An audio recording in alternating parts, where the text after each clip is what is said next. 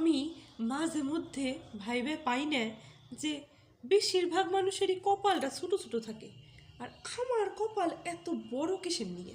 তো এই বিষয়টা নিয়ে গতকাল রাত্রে খুব ভাবতেছি শুয়ে শুয়ে। তো ভাবতে ভাবতে আমি আবিষ্কার করছি যে আমার কপালটা কিসের নিগে এত বড়। মানে ভগবান যে পাল রে আমারে বানানোর জন্য দায়িত্ব দিছিল, হে করছিল কি সারাদিনে অনেক বানাইছে মানুষ, এবার আমারে বানানো শুরু করছিল বিকালবেলা। এবার বানাইতে বানাইতে লেগে গেছে সন্ধ্যা, এবার কপালটা বাকি ছিল আর মাথায় চুল লাগানোটা বাকি ছিল আর কি। তো সন্ধ্যা লেগে গেছে, এবার কপালটা বানাইছে, এবার চুল লাগাইলে তো একটা একটা করে চুল লাগাইবো, মেলায় টাইম লাগবো। তো করছে কি রাত হয়ে গেছে, আর সারাদিন বানাইতে বানাইতে উনি হয়ে গেছে টায়ার্ড, আলসি লাগতেছে।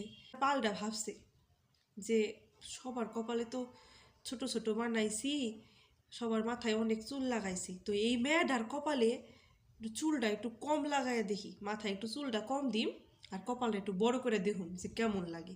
এই এক্সপেরিমেন্ট করবার যায় আর নিজের আলসির জন্য আমার এই কপালটা এত বড় বানাইছে।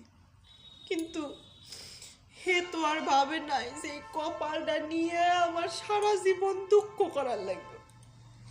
তোমরাই কও, উনি যদি এই এক্সপেরিমেন্টটা না করতো আর যদি একটু ভালো করে আমারে বানাইতো, চুলগুলো যদি একটু কষ্ট করে লাগাইতো আর কয়টা এন দিয়ে, তাহলে তো সারা জীবন আমার এত দুঃখ করার লাগতো না।